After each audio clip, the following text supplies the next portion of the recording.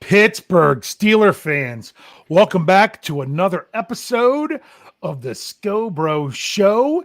This is co-editor of Behind the Steel Curtain, Dave Schofield. I tell you what, I'm having a problem. I can't get the name right, and I can't get my title right. But I am here, as always, with my big brother, Rich. How you doing, Rich? Hey, why should it be any different now than when we were growing up as kids? You still can't get anything right. I get all kinds of stuff right. I just get flustered with that. I mean, my titles change so often here at BTSC. I mean, I still haven't even been 2 years with the website. It'll be 2 years here next Tuesday is when it'll be that from 2 years from my first article. But here I am as the once community manager, then deputy editor, then editor, now co-editor. Now I can't remember what I am. But I also keep forgetting what the name of our show is, although I should remember the Scho Bro Show since we changed it up. But you doing all right, Rich? How you feeling? Everything good in Steelers Nation? Oh, Steeler Nation will be better in a couple more weeks when I get to see some football on the field. But in the meantime, we'll just have to do with the few minor nuggets we get out of camp and the anticipation and great podcasts on BTSC and great articles from BTSC, and we'll just have to deal with that for now. Hey, I guess that's what we have to live with. But, I mean, did you tune in Saturday night? I mean, they were doing everything. They were doing player introductions. They were wearing their uniforms. We were going to get to see all kinds of great Steeler stuff from 6 to 8. Did you tune in for that? What, just so that the thunder could roar and we could be like, yeah, no, we didn't. Even before the thunder, they didn't show anything still. First of all, they're like, practices from 6 to 8, we're going to be on the CW. Well, they were only on for the first hour. And I would say the majority, I mean, they were cutting out to other things that they had previously taped. They were barely even showing players stretching or anything. It was worse than the daily stuff that we got. It was not good. I mean, it's funny. It's like, I don't want to go too crazy. I'm not going to say with this one way or the other, one side or the other, but it's like turning on the news. You turn on the news to hear the news, and all you hear is everybody's opinions. You know, I wanted to tune in to watch the Steelers, and all I heard was everyone's opinion about what's going on with the Steelers. You know, that's what it was. That's why it was so disappointing. And I thought that's what passes for news nowadays. Yep. And I thought that was. It's funny because Jeff was really bad. Jeff texted me. He's like, I was like, my goodness, this is awful. I'm like, did you really expect anything less? I mean, I really wasn't expecting much more, hoping that then all of a sudden I was going to be so excited to see what it was. But man, it was just it. I don't know. We can't get anything out of training camp, and we're going to talk about that. We're going to talk about that. But first, we have to talk about the biggest, best, greatest news that we got today, and that was I got to write this article today for BehindTheSteelCurtain.com. If you haven't read it yet, go check it out. Is that the word came out today that finally, Bill Nunn is a finalist for the Pro Football Hall of Fame. And all people that know anything about the Steelers and are Steeler fans or really understand football, really their reaction is about freaking time. Yep. Because he should have been in a long time ago. He is such an integral part of the Steelers. It is terrible that it will only, I mean, it's great for his family. It's awful that it's not Mr. Nunn himself. Correct. That's going to get to enjoy this enshrinement because, and I'm already penciling him in. I know I said in the article that, it's really anyone's guess whether he'll get in or not. But this is why I think now that he's a finalist, why he will get in. I mean, I can't remember with the contributors how they do, because I know with players they have finalists and then they whittle down those finalists until it's everyone that does it. I'm not really sure, but all I have to say is this: to anyone who looks at that on the list, give me one good reason why he shouldn't be in there. Give me one. And you answer with silence. No. No, I'll answer that, but I'm not going to answer it as if I'm a Pittsburgh Steelers fan. Yeah. Okay? I'm going to answer it like I'm an Arizona Cardinals fan. Okay. Okay? And their answer is going to be who?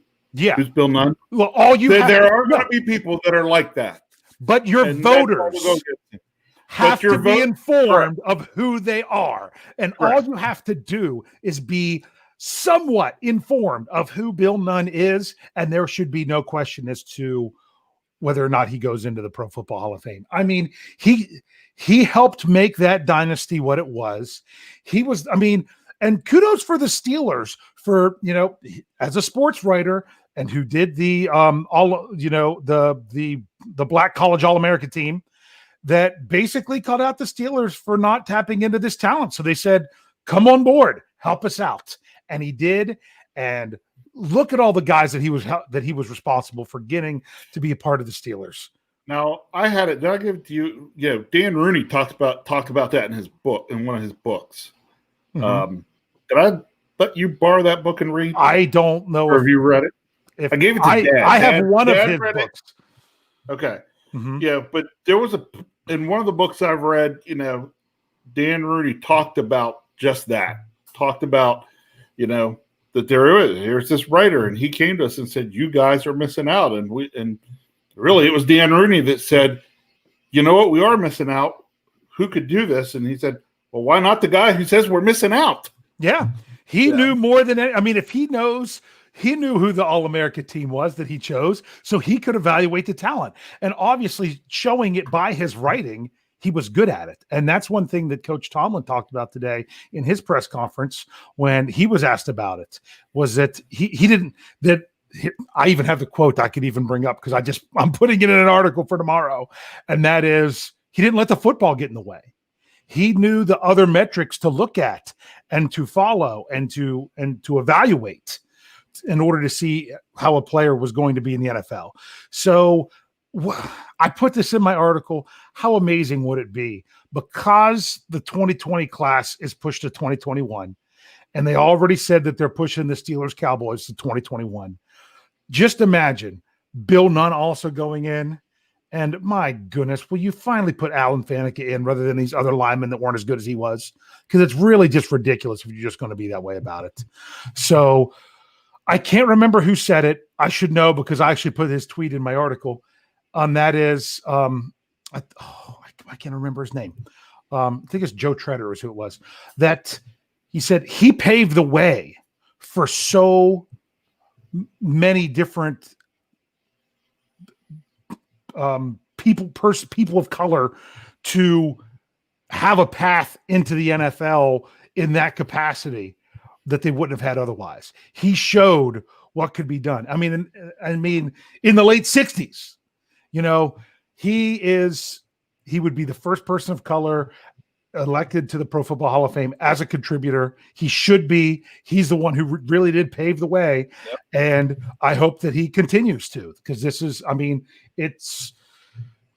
I'm sorry. I'm almost speechless about it as I sit here and ramble on about nothing. Look, what Bill Nunn did and some of the talent that he found, the one that was always going to stick out to me was John Stallworth. Okay. Mm-hmm. Yeah. Stallworth goes to just one of these little schools, and Nunn knows, and he looks at John Stallworth and says, look at that guy.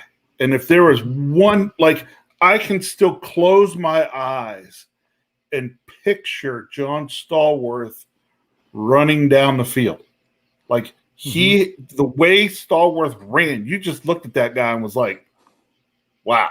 He had those long strides and just, you know, you looked at that guy run and you said, that guy, most definitely an NFL receiver. Bill Nunn was smart enough to go find those guys when other teams weren't doing it. All right, I'm going to ask you a quick question because I'm sorry that we're spending so much time on Bill Nunn, but he deserves it. He does. We should have just done the whole show. Hopefully this is the next retro show for Brian and Tony to just talk about that. But both drafted in the same class. Who do you have above the other one? Swann or Stallworth?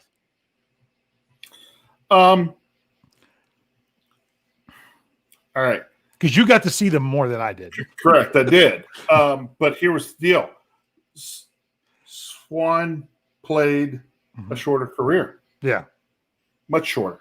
Yes. Some of the things Swann could do looked like what some of the guys do now. Yeah. Like I used to watch Randy Moss going up for some of those contested long balls, and I could see Lynn Swann. Okay. But John Stallworth could do that too. Me, because he played a longer career, I've always been a bigger Stallworth fan. Yes. Because Swann, I wasn't all that old by the time Swann retired. So I saw Stallworth play more. Yeah. Well, so I was trying to look up real quick how long Stallworth was in the NFL because he retired in, I'm trying to remember, 87. Yeah. So yeah. Well, he did play a lot more. So you had he was still on the team. Like you had Stallworth lined up with Louis Lips. Yeah. Yeah. 87. Gee whiz. How long did I think Swann only played till 81 or 2? It was something like that. I'd have to look that up too. But I know it was much shorter. Yeah, it was much shorter. So but in terms of a career, in terms of talent, look, Lynn Swann had talent. Yeah. Oh, there's no doubt about that. But not only how do I say this would be nice? Lynn Swann was more of your prototypical diva receiver kind of guy, right? Stallworth was more of a Heinz Ward kind of guy. So, which kind of guy I think would, me being a real Pittsburgh guy, which kind of guy I think I lean toward?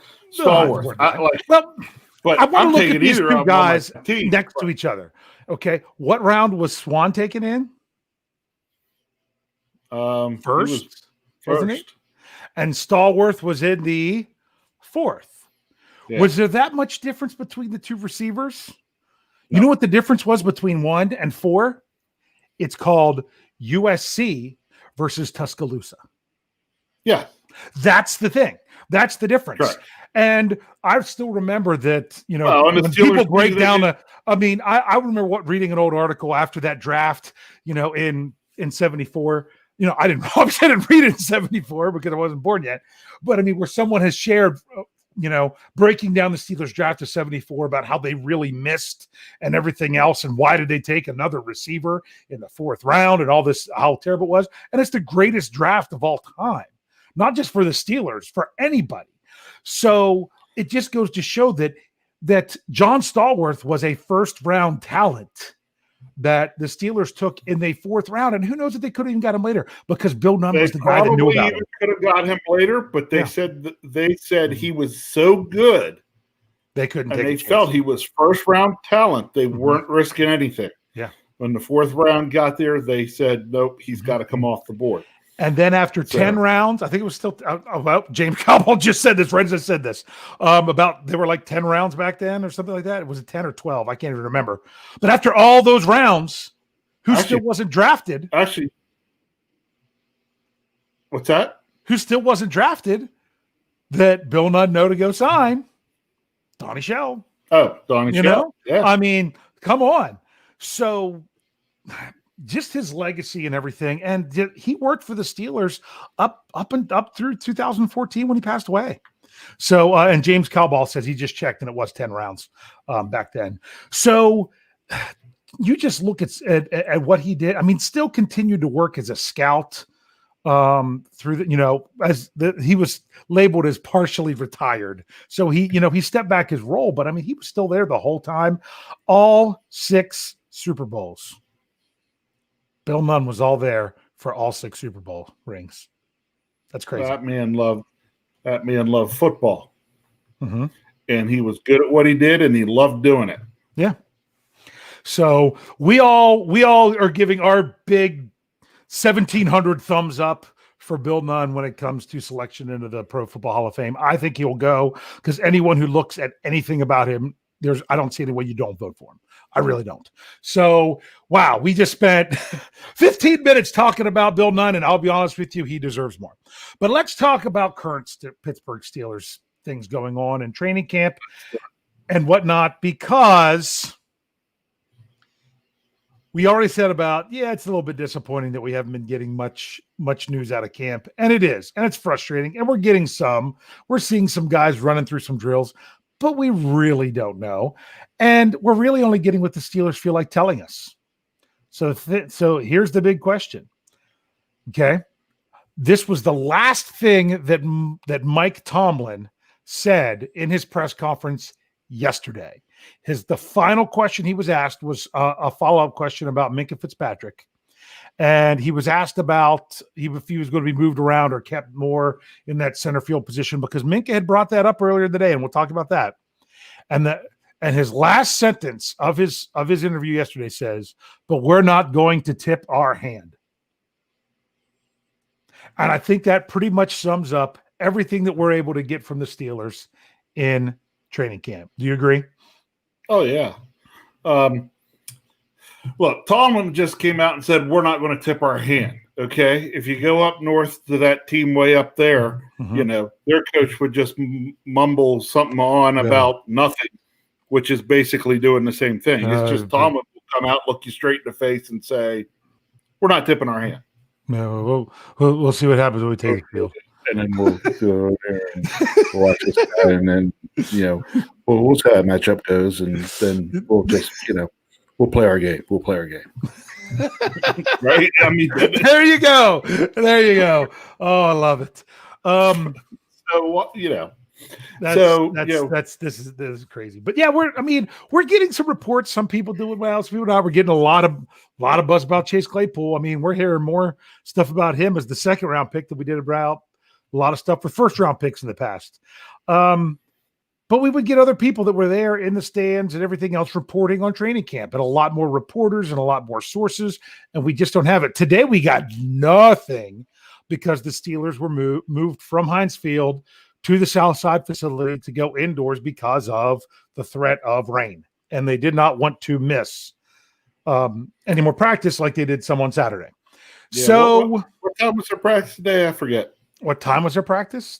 Yeah, because we did have storms 1:30 roll through. Yeah, they were smart to do that. Yeah. So there was the threat of that. So they're like, hey, let's not get rained out. Let's go over there. But of course, no media at all. There was still some of a pool report from Bob Labriola, but mainly you just get what Coach Tomlin says in his interview. Yep. But I'm sure it was like, oh, no media, too bad. Oh. Yeah. But it's interesting because this whole notion of tipping your hand. Well, let's back up a little bit and let's talk about Minkah Fitzpatrick's interview yesterday, which kind of led up to this, because Minkah had been vocal in the offseason about he wanted to be moved around. Now, before we get into this, sorry if you're just going to have to listen to this for a little bit, Rich.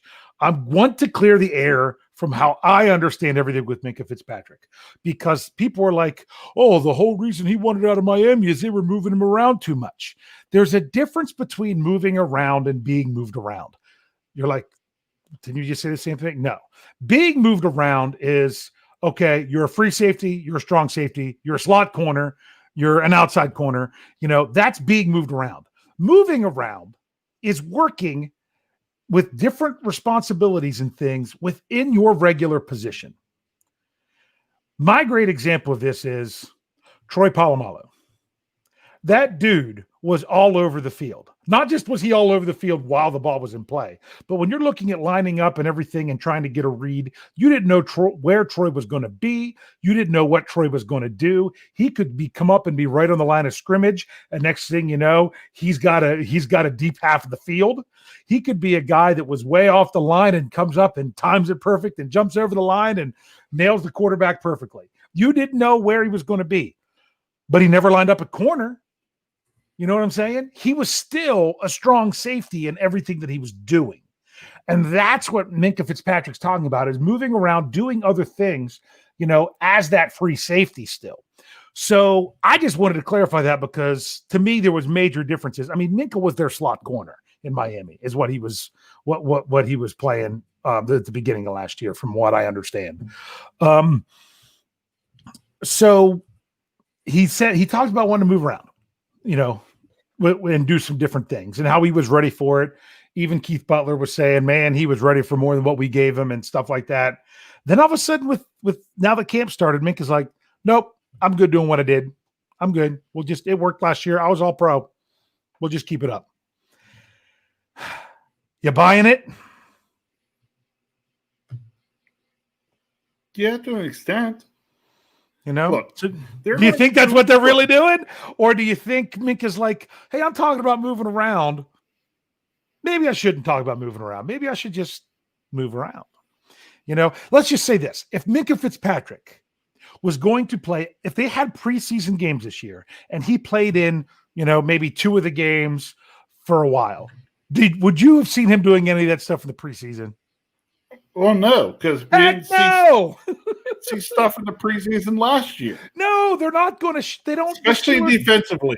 Preseason defensively, I was excited about our defense last year because I was watching his preseason games and really watching Dupree and Watt and Hayward and Tuitt just wreak havoc on lines, and I'm like, and they're not showing them anything yet. Yeah. This is just them lining up one-on-one and beating guys. Yeah. There's no scheme to this even. Imagine what's going to happen when we get a scheme together. Yeah. So, yeah, that's what they do in the preseason. So now, you don't want to tip your hand. So when they ask Minkah about that, he's going to say, yeah, well, it worked last year, so we should just do the same thing. Now, it's so funny because I wrote an article about this after Minkah's interview. Which is quite interesting. You could see this from a couple different perspectives. Okay. Teams know not to throw at Minkah Fitzpatrick. They know. The last 7 weeks of last season, he played 14 games with the Steelers. So the last 7 games, halfway through, Minkah Fitzpatrick, 0 interceptions, 1 pass defense. Why? Because they avoided him. They didn't want Minkah to kill him. Okay, so what do? You just stay away from him. So how do you utilize Minkah? Do you put him back there and saying, oh, they know better than to throw at him, so they're going to have to do something else and just take something completely out of their arsenal? I could see that. That would make sense. Teams can't do that anymore. Or do they move Minkah around where you're not sure where he's going to be or how you can read him, and then all of a sudden your big playmaker is making more big plays because you can't just avoid him anymore? I could see that as well. I think both strategies could be or sound strategy. What do you think? Look, Coach Tomlin was asked, are we going to see Minkah moving around a whole bunch or is he going to play center field? Well, the answer to that is yes. He's going to spend some time playing center field. Yeah. And he's going to spend some time doing some other things as well. We're going to use Minkah, and in certain schemes, he's going to have certain things to do. Here you go. I'm going to read you the quote. But since you brought it up. This was the answer to the question, rather than me just read the last sentence. Minkah is a versatile guy. We're committed to utilizing all his talents. We're going to make those decisions based on game planning week to week. One of the things that a guy that's multi-talented like him provides us is big-time versatility, and we're excited about exploring that. But we're not going to tip our hand. He said, yeah, we can do it, but let me sit here and spell out to you exactly how we're going to use Minkah Fitzpatrick in the defense in 2020. Look, think about it, okay? Minkah Fitzpatrick could be, in my opinion, he's going to be more Troy Polamalu-ish, right? Yeah. I mean, we saw Troy make plays in the box. We saw Troy pick off passes in center field. We saw him do all these things. Part of that was because Troy had such a tremendous football IQ, right? Mm-hmm. We may have a very similar thing in Minkah Fitzpatrick. If we do, we're going to let him move around and do his thing. There's going to be times where he's going to be deep. There's going to be times where he's up. There's going to, I mean, I don't know. I just think of all the times watching Troy Polamalu, and you'd all of a sudden be like, Whoa, and he doesn't what's he do doing the lined up same there? things as Troy. He doesn't do. No. He's not going to do all the same things. But just the whole notion of you don't know what you're going to get, and that's the whole strategy of the NFL. You show one thing and do another. That's how offenses work. That's how defenses work. And you do the unexpected. I do want to bring up one thing real quick where Mark said it all banks on the production of Edmonds, not on the production of Edmonds. It all banks on the ability for Edmonds to adapt and cover the other things. And people sometimes think production means, interceptions, tackles, blah, blah, blah, which I know you're right, Mark. That's exactly what you're saying. I'm just trying to specify a little bit more. Trust me, you hit the nail on the head. But I wouldn't focus so much on the stats of Edmonds as I would his ability to do other things. And a lot of times Minkah has even credited Edmonds being back there with him, much like, Ryan Clark was to Troy Polamalu and things like that. Right. So, yeah, it is going to come down to a lot of those things. So sure, it's going to come down to some of those things. But as long as we don't, how do you say this and be nice? As long as we have things covered correctly, unlike another team from the state of Maryland had issues this week with, somebody in coverage. Yeah. And things that, you can't free for all it. I don't care how good you are. You can't go free for all. You can't. You can't go free for all. Leave other teammates exposed for things. But at the same time, again, Joe Hayden doesn't get his interceptions without Minkah Fitzpatrick. I mean, he directly credited the one in Arizona to that he knew he could signal to Minkah that he saw a certain look, and as long as he knew that if he went for the interception, that someone else was going to be right there to make the tackle, he could go for it. Right. And because if not, it's either an interception or a touchdown. Well, so wasn't that the one where Hayden broke off his guy to undercut the other route and knew Minkah was going to cover his guy over the top? He said it was the same thing he'd seen earlier in the game. And I mean, he was going against a rookie quarterback and just like, we can do this. This can happen. So this is interesting because look, the better our secondary is with communication, the easier it's going to be to do other things with Minkah Fitzpatrick. Mm-hmm. I really think it comes down to communication. Oh, absolutely. And I think that they're there. And it's the question is, are they going to be ready? I'm going to say this. They are not just having Minkah sit back there and play center field. In week 1, I can absolutely guarantee it. Do you want to know why? Because if that's what they're going to do, and they say that's what they're going to do, you just told the Giants, just look at last year's film and you'll know exactly what we're doing. Yeah, right. If that was the case, they wouldn't have answered that. There's no way they would have done that. They wouldn't have tipped their hand. So I think Minkah is, just trying to kind of, do a little fake out move of saying, no, I don't have to move around. I'll just stay back there. In other words, not wanting to say too much. So we will see on September 14th, right? I mean, that's really all we can say about that. Yeah, but right, we won't know exactly what they do till they hit the field. But it's not just Minkah. It's not just the stuff with Minkah. There's more to it than that. There's more things that the Steelers aren't wanting to tip their hands with. And we're going to get into that here in the second half of the show. We'll bring up a couple other ones, and then we are going to turn it over to the live chat and get to do some more questions and stuff there and get your all's thoughts on some things. So first, we're going to take a break, and then we will be right back with part 2 of the Scho Bro Show. And we are back with part 2 of the Scho Bro Show. This is Behind the Steel Curtain co-editor Dave Schofield and his big brother Rich. Rich, you want to tell us once again tonight how you're doing? Sure, I'm doing. Here I am. You're doing. Here you are. You're all Didn't good. Change any in the last half hour? Yes, didn't change it all the last half hour. But for those of you listening in podcast form, hopefully you are joining us here for the second half of the show. And for those of you on YouTube, thank you for bearing with us for a 3-second break. So what we were talking about was the Steelers tipping their hands. With training camp The last thing they want to do is tip their hand with things they're going to be doing. We talked about the Minkah Fitzpatrick and the secondary and disguising that. But there's more to it. I think a young wide receiver for the Steelers last week kind of said some things he shouldn't have said, in my opinion. You know that?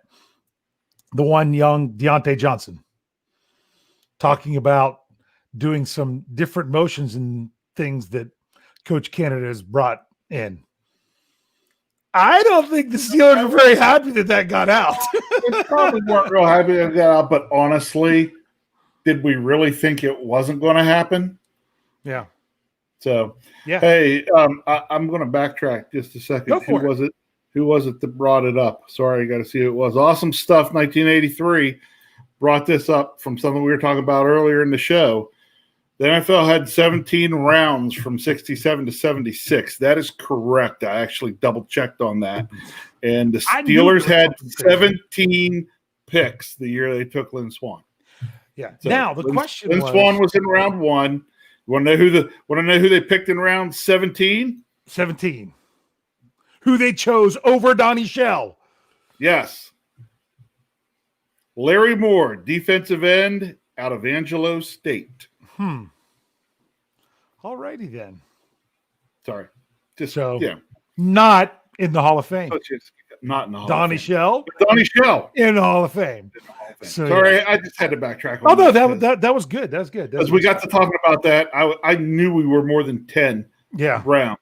I know at some point there was 12 or 14, so that's crazy. Right. That's crazy. So good stuff there. Good stuff. So the Steelers tipping their hands. You know, do you think a head coach or a wide receivers coach or maybe even a quarterbacks coach or somebody might have, or, you know, another wily veteran or something might have gone up after practice that day and put their arm around one Deontay Johnson, said, hey, you know, it's good that we're out here. We want to answer some questions, but we don't really want to tell people what we're doing. The last thing we want to know is, you know, let people know that we might be working on some new and different stuff. So, you know, we don't want them going back and looking at Coach Canada's, you know, tapes of college offenses that he ran, you know, if we're going to be doing some of the same stuff. So let's just kind of calm that down a little bit. If I were to go out on a limb, I'm going to guess number 7 put his arm around Mr. Deontay Johnson and said, hey, I appreciate it, and you're going to do great things for us, but let's not talk about anything we're doing in here. Let's keep them all guessing. So, yeah. But then again, one number 7 has been known to say more to the media than he should in years past, specifically on the radio and specifically when it comes to how he feels other players did in the game. But this is strategy. This is probably a whole new thing. I'm sure he might have been there to do that. But we have guys in the live chat apologizing for the rounds. No need to apologize. Although James, I didn't know. I love that James said he didn't specify that when he put in 74 draft, he didn't specify NFL, and he got what the NBA draft was, which was 10. So that's why he was right. So hey, James, don't blame me there, buddy. Hey, way to be on top of stuff. We appreciate that. Anything else you think that's, you know, I wonder if it's funny because Ike Taylor said something in our interview, which in case you all did not see that was last Thursday. It was last Thursday. It was supposed to be Wednesday. We ended up with an impromptu after party. And instead, we got our interview with Ike Taylor last Thursday, where Brian Anthony Davis and myself had a nice lengthy talk with the former Steelers cornerback. And he mentioned about, you know, give Ben 2 tight ends, look out. And I was even wondering if the tight end coach said a little bit too much when he talked about 2 tight end sets, you know, but at least they're giving us something, you know, and whether they use them or not, sometimes you got to wonder, are they throwing something out there in these interviews that really isn't true? Maybe Deontay Johnson did exactly what he was supposed to do and get people thinking and focusing on Matt Canada's style of motions and stuff in an offense. And really, they're not doing any of it at all. They'll spend all their time going back, looking at that tape, and then that tape gets them nothing. Yeah. I know. You can't really do it. I mean, and let's say this. The Minkah Fitzpatrick one that basically says, hey, look at last year's tape, and that's what I'm going to be doing. I don't buy that for a second because that gives the Giants for week 1 an easy out.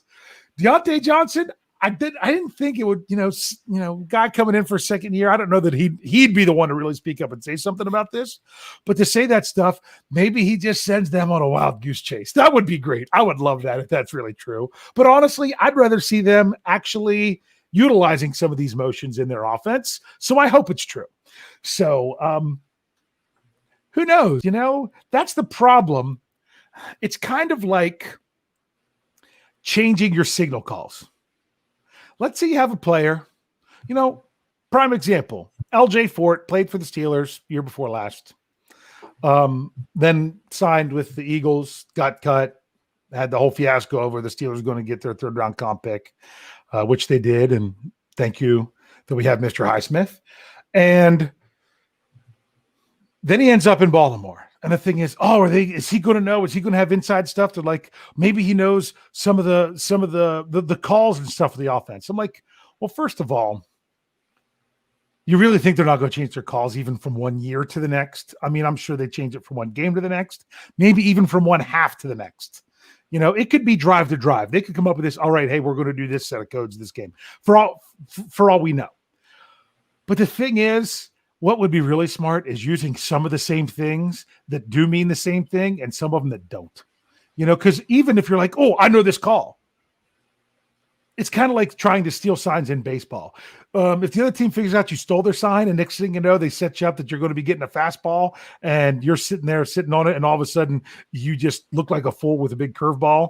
It's probably better the other way around, right? I'm not much of a baseball player. How much can you really trust the signal calls anyway? And it's the same kind of thing with this information. What do you think? I would agree. I believe it or not, I kind of like your look at baseball, and it's one thing to be able to steal signs or know calls, but if the other team knows you do, like you said with Fort, really, did Baltimore really think we would make the calls so that he could know what was going on? Really?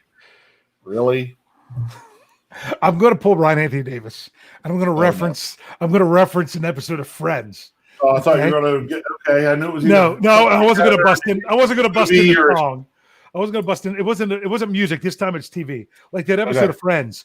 But they don't know that we know. Oh, well, they know that we know that they know, but they don't know that we know that they know that we know that they know. Yes, exactly. That's what this all is about the signal calling. Okay. They now know that we know that they know that we know that they know. You can actually, when it comes to trying to figure out, signals or calls or things like that, you can actually drive yourself nuts. Yes. And you really can. I got to bring it up here. You can put so much energy into something that honestly you need to just be lining up and playing whatever play is thrown at you, not guessing. Dallas guessing Quinley can only do so much. Even if you know the call, you still got to execute.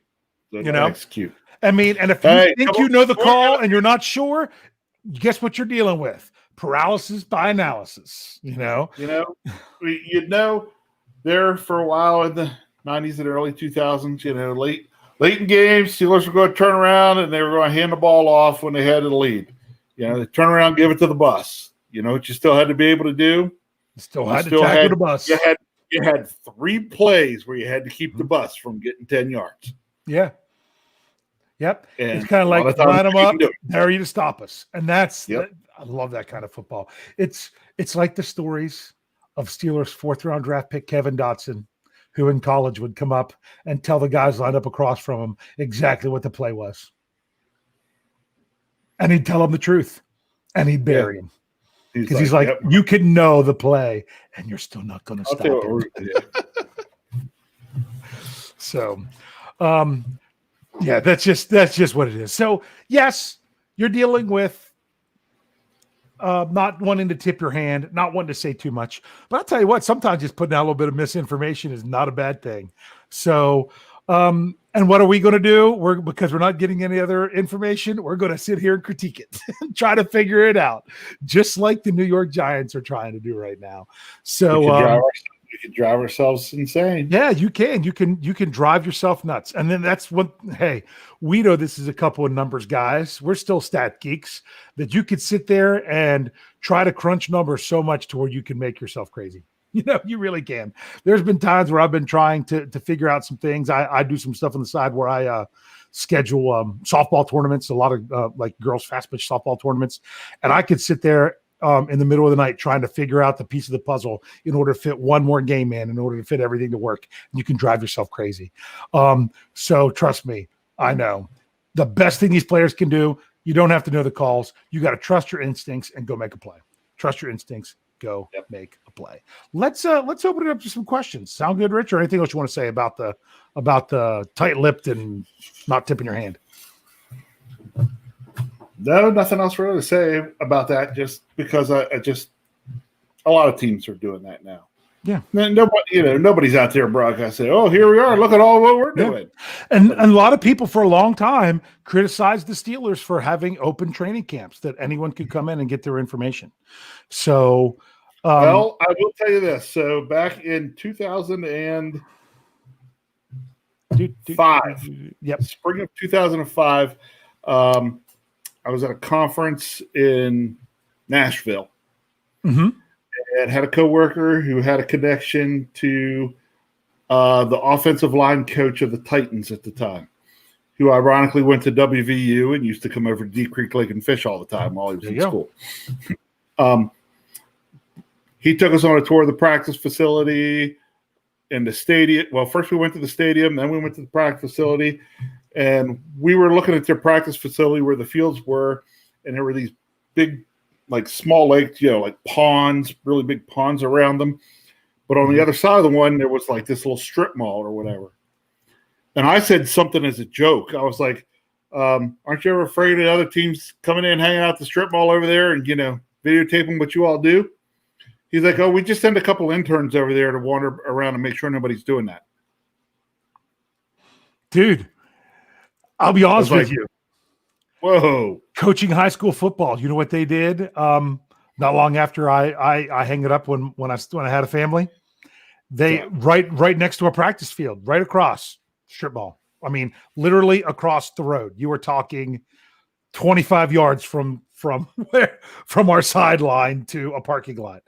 And they planted a bunch of evergreen bushes along the field, because just to make it a little bit more difficult for opposing teams to come and say, hey, let's just go tape their practice, see what they're doing. It's not paranoia if they're really after you. All right. Let's get to some of these questions. Yeah. Mark Davison said, will no preseason impact the rookies or players on the edge of making the team? We have been saying this for quite a long time. That answer is yes. Yes.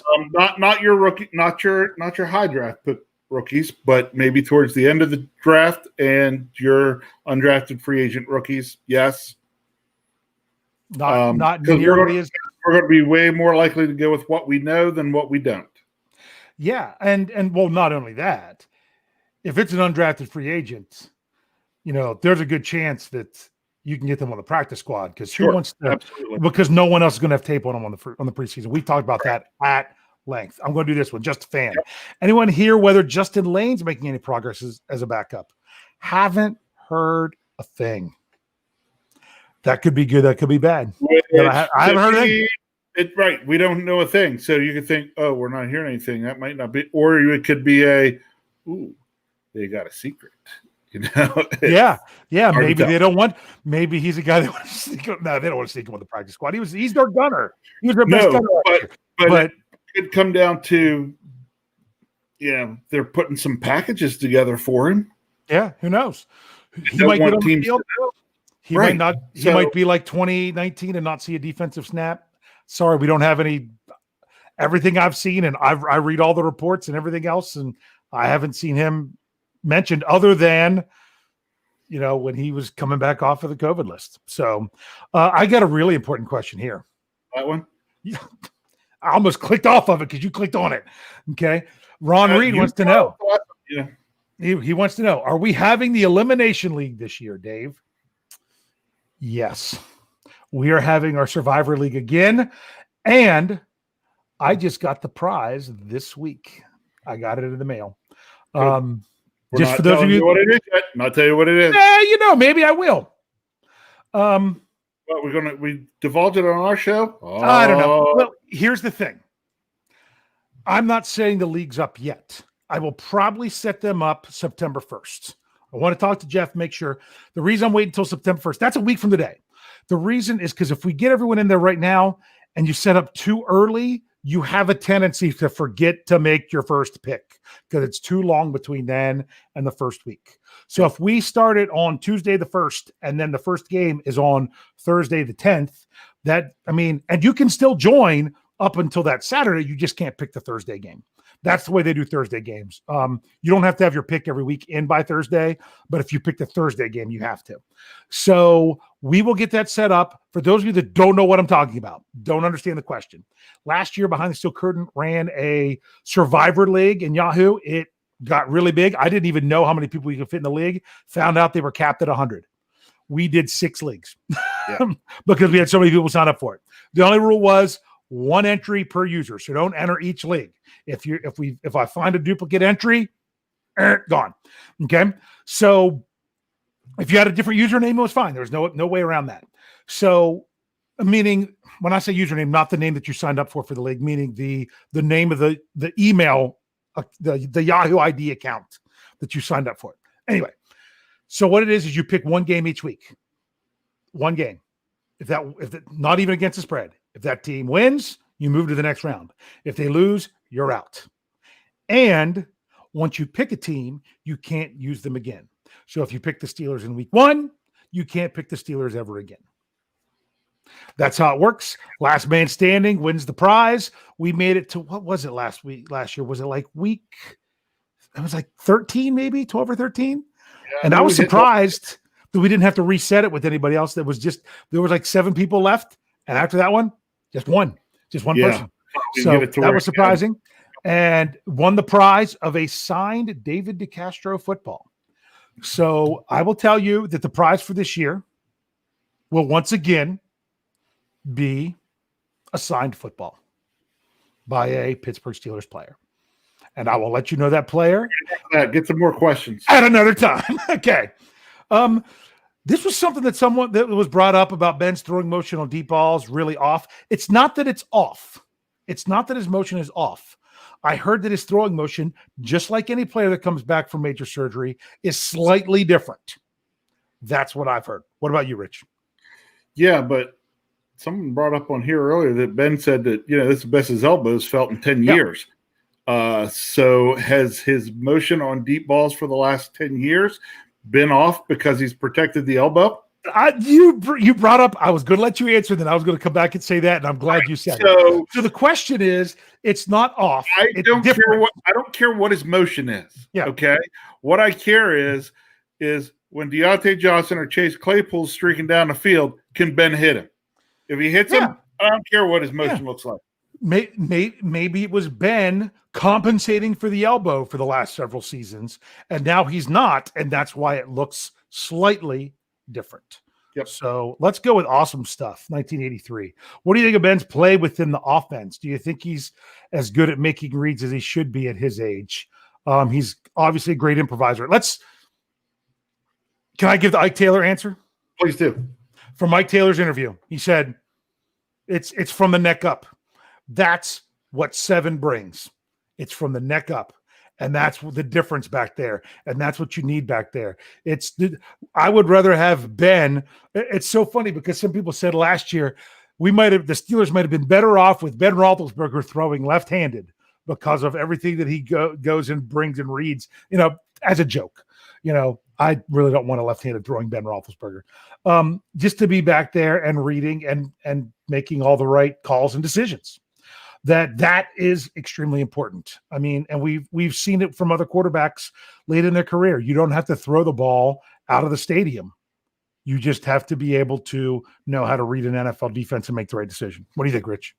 And be able to hit receivers. Yeah. Yeah. I mean, because honestly, right now, if you're really going to stop and think about it, who do you really think probably has a better arm right now, Ben Roethlisberger or Paxton Lynch? Probably Lynch. Yeah, but there's a question coming up here later. Things haven't been good about Lynch in camp. You're talking about straight up, arm strength, zip the ball, this to that. Yeah. Arm strength. You get a younger guy, but that doesn't necessarily. But we know what. Yeah. There's other issues there. Yeah. So, I'm taking 7 all day. You know that. Yeah. Absolutely. That's what I think. I say, give me the experience. Give me the experience of someone who showed that they can run things, because basically this was kind of another thing that Ike said, how Ben's kind of almost like the offensive coordinator. It's that Ben calls his own plays. The offensive coordinator basically has a game plan and suggestions for Ben, and Ben goes out there and figures out what's best in that situation. Correct. That's what it is. So this is a quick answer. Is Claypool going to be the number 1 or number 2? The answer there is not this year. No, not this year. But could be down the road. He is impressing a lot, but don't get ahead of yourself. I mean, he would be if there's some injuries. But let's not crown him yet. But in the end, really, does it matter? No. Does it matter what number it is? No, doesn't matter when you're on the field. So yep. So I skipped. Here we go. This was based on some conversation going here about Marcus Allen, about are we convinced that Marcus Allen isn't fit for the NFL level, or do we believe he could be a useful player in the Barron type role? He was a hard hitter in college. Penn State fans love them some Marcus Allen, and I understand that. There's been good reports. They've brought him up to do backs on backers at times, and apparently reportedly did well. So he's a guy that I was thinking of leaving off the 53-man roster, and then training camp's been happening. And I'm like, the only reason I did is because I felt like he could be a good practice squad guy that gets bumped up some. But some reports are there that he's doing all right. You know what? Haven't heard much of Antoine Brooks Jr., the 6th rounder out of Maryland. Maybe that's a guy that can go on the practice squad. It's hard to say. Like I say, 5th round is the round. 5th round on is guys that I don't think are guaranteed to make the team. Right. You have any question you want to bring up while I'm looking? You said it was coming later on, so we'll have to bring it up. There it is. Yep. You have reports about Paxton struggling in camp. Yeah, but I don't think the struggling has anything to do with his arm strength. Yeah. So I don't know if it's the understanding why he was a 1st-round pick in Denver, and we were able to go pluck him off the street because with his physical. It's not about ability, Nope. And from what I understand, but we'll see. I think it would be smart for the Steelers to with the expanded practice squad to maybe carry on. Here's the one. What about the Steelers only carrying 2 quarterbacks on the active roster, but 2 on the practice squad? Ooh, I wouldn't be surprised to have them have 4 between the practice squad and just because of COVID, because you can't go into a game with 2 if 2 quarterbacks are down and only have 1. So that's just what I think. But maybe it's not Lynch. It's hard to say. But I'd love to say we'll see, but you know what? That's one we're not going to see. We're not going to see. We're not going to know squat. You're going to find out on September 5th when the Steelers make their roster cutdowns. That's when you'll see. And then it may be on September 6th when they're signing their practice squad. So we'll just have to see.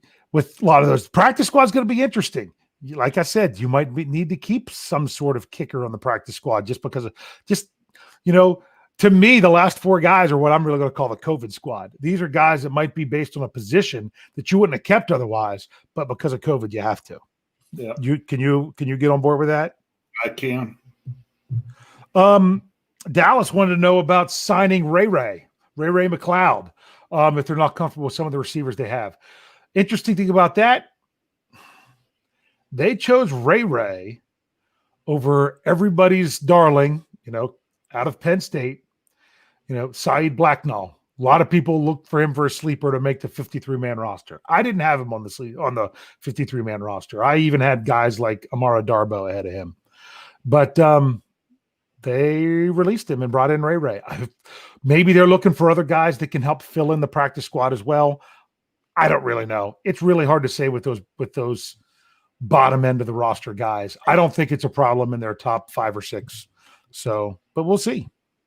So, man, Dallas is firing him off here like crazy. He says, Waitman, is he our punter? Let's just say this. Guy didn't kick in college last year. He's 2 years removed from punting. He's still on the 80-man roster. That tells you a little something. There is a competition. Yeah. There is a competition. Yeah, and he must be all right, or else they would have said, you know what? Let's find somebody else. So, yeah. Well, since you're going to Dallas, he's still firing them off. Mm-hmm. Right tackle competition.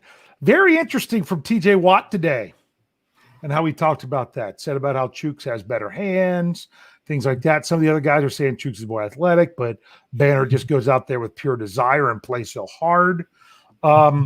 Right now, it's Zach Banner. Simply because Chooks is full core hasn't practiced. He's hurt. He's dealing with a groin issue. So right now, your best, what is it? Well, that's the Tomlinism. Your best ability is your availability. That's right. So if he's not available, then right now Banner's in the lead because he's the one practicing. It's a fun one. I just don't know it first. This is first. Are we having fans in Pittsburgh? Hasn't been rolled out. Click on yours. Okay. Who's your guess as to the shot cut this year? Just like, last year everybody was shocked. Oh, choose our skipper. Well, they didn't cut him. I know. Until Saturday. Right. It was was it the shot cut? I'm still thinking of 2 years ago when it was Landry Jones. That was the shot cut a couple years ago. Who's the shock cut this year? I don't know that there could be one because of no preseason. Because of no preseason and just not and the tight lips at camp. To me, my shock cut, I said it before, guys think I'm crazy. I'm going with Zach Gentry. I still think he could make this team and he could be fine. I'm just saying he didn't show much last year. We haven't heard much of anything about him this year. I know some people are in love with him and saying he can't go on the practice squad. He was a 5th-round pick. Some people would be – I'm just saying I wouldn't be shocked at that. But to me, it would be more of a shock cut. There is going to be someone that you don't expect that's going to be cut, and you're like, oh, no, and it's because they want to put him on the practice squad. But even remember, that's not a guarantee. Last year with Deontay Spencer – the report even was the Steelers were signing him to the practice squad. Boom, he's on Denver on the active roster. So, yep. What about you, Rich? Give me a shot cut.